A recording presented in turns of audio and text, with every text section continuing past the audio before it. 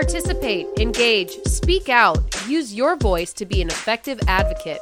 The Voices in Advocacy podcast examines the diverse landscape of advocacy, exploring the ins and outs of building influence, driving change, and creating champion advocates.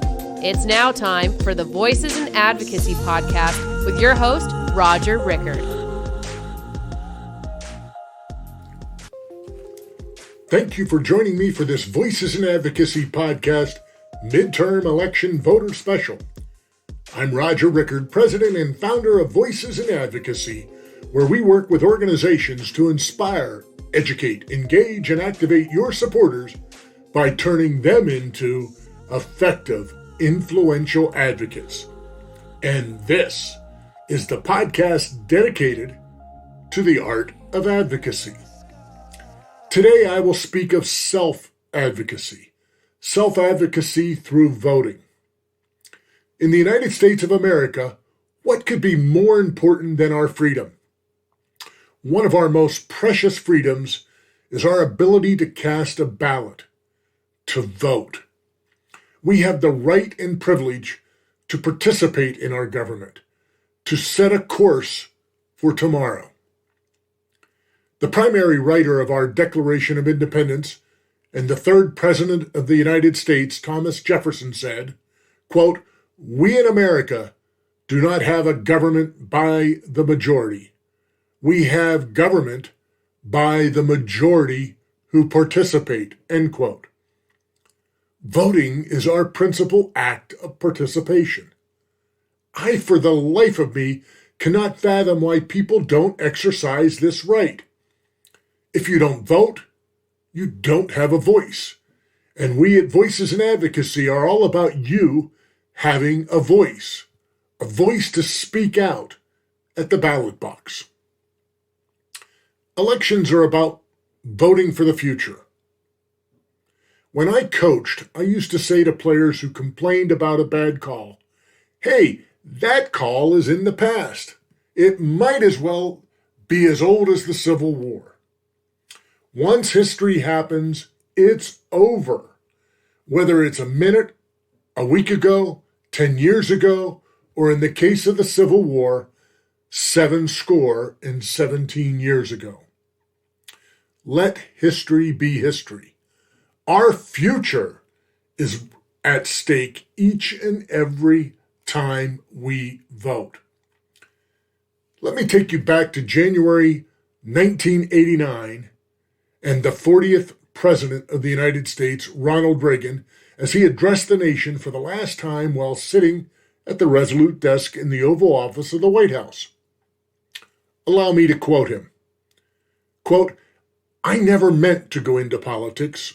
It wasn't my intention when I was young. But I was raised to believe you had to pay your way for the blessings bestowed on you. I was happy with my career in the entertainment world, but I ultimately went into politics because I wanted to protect something precious. Ours was the first revolution in the history of mankind that truly reversed the course of government. And with 3 little words, we the people. We the people tell the government what to do. It doesn't tell us. We the people are the driver. The government is the car, and we decide where it should go and by what route and how fast." Almost all of the world's constitutions are documents in which governments tell the people what their privileges are. Our Constitution is a document in which we the people tell the government what it is allowed to do. We the people are free, end quote. Now let me repeat. Reagan said, "We are the driver. We the people are the driver. The government is the car." So we hold the keys to the car through your vote. I don't know about you, but I think long and hard before I decide to give my car keys to just anybody. I think long and hard about the choices I make at the ballot box as well. You know, your U.S. passport only lists you as a United States citizen. It doesn't show you as a Republican, Democrat, or Independent. Vote as a citizen, not as a political partisan. You are guaranteed the right to cast this ballot. May we keep it that way. Let us stand together as Americans with renewed confidence in our cause, which unites us through our past heritage and propels us into our hopes and dreams for a better future. We do this through free and fair elections. It is always the right time to do the right thing. The right thing is voting. It is my hope that one and all who are eligible to vote do so on Tuesday. There is a lot on the ballot.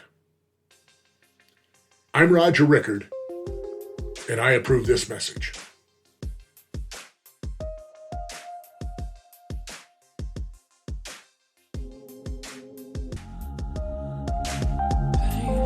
We hope you enjoyed today's Voices in Advocacy podcast and look forward to you joining us again next week. To learn more about Voices in Advocacy, go to our website, voicesinadvocacy.com.